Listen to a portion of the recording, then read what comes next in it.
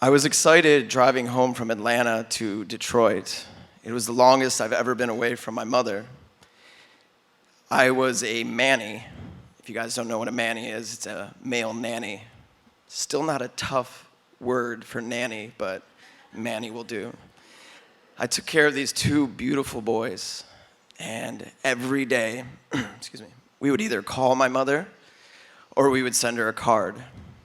Now, my mom's multiple sclerosis didn't let her see the pictures that we drew for her, and her multiple sclerosis wouldn't let her communicate to us because she couldn't talk.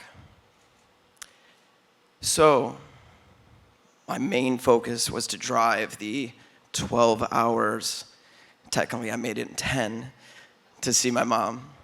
I made it through Ohio, thank goodness. Sorry if you're watching from Ohio. And got to Michigan. I called my mom's caregiver and I said, I'm here safe. Tell my mom I love her. I'm gonna take a quick shower and I'm gonna come and see her. I got into my driveway and I got a phone call from my brother.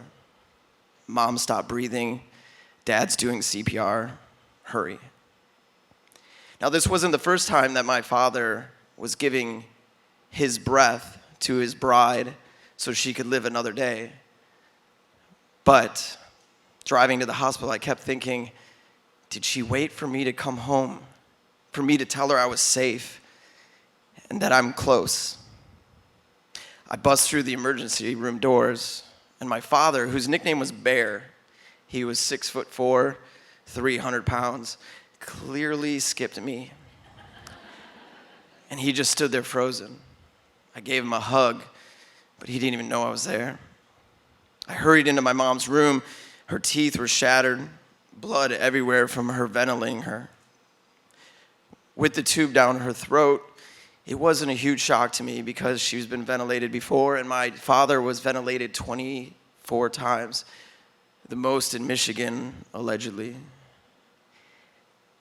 But this time was different. My mom's eyes were big as saucers. She was extremely scared, just shaking more than usual. The MS made her shake, but today it was something different. I held her hand and I said, Mom, I'm here. I'm not going anywhere. After being in the emergency room for several hours, we finally got her to ICU. As we gathered as a family, we had to decide her life on eye blinks. 1 for no, 2 for yes. Not sure if that was 2 or she had something in her eye. Finally, after a week, we decided to take the vent out. Gathering as a family, we held hands and expected the worst. We took the vent out, and she was breathing on her own. We decided to take shifts. My sister was going to spend the night there, and I was going to come in that morning. I got there, and my father was sitting in the chair, holding his bride's hand. I said, you going to join me on my shift? Well, my mom, who hasn't spoken in a year and a half, said to my sister, I want your dad. It's time to go home. She's repeated this over and over again.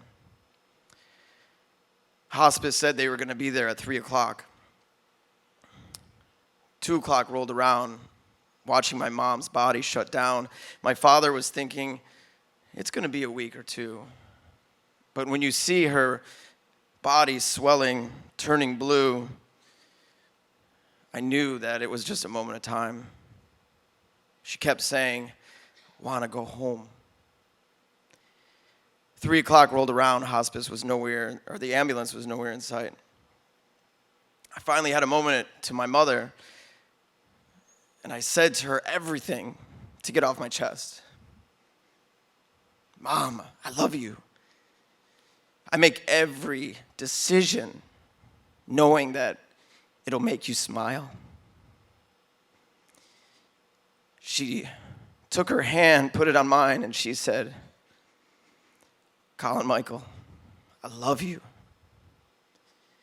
You're my favorite kid.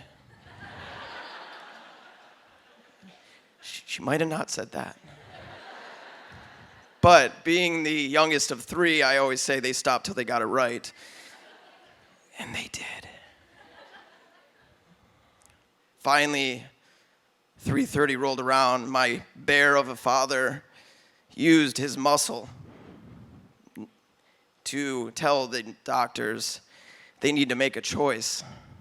The ambulance needs to be ready now, or they're going to see why they called him the bear.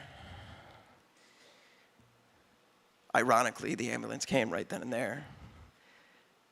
We got my mom into the ambulance. We hurried home to beat her there, pulling her in the stretcher, took her into her bed, watching 4 gentlemen pick her up, place her in the place that she slumbers.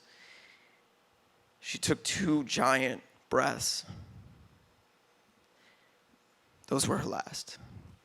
My giant father jumped over her and began the instinct that we were used to and began giving her CPR. And my tiny frame pushed my dad against the wall. I hugged him. And I said, "Dad, she's home."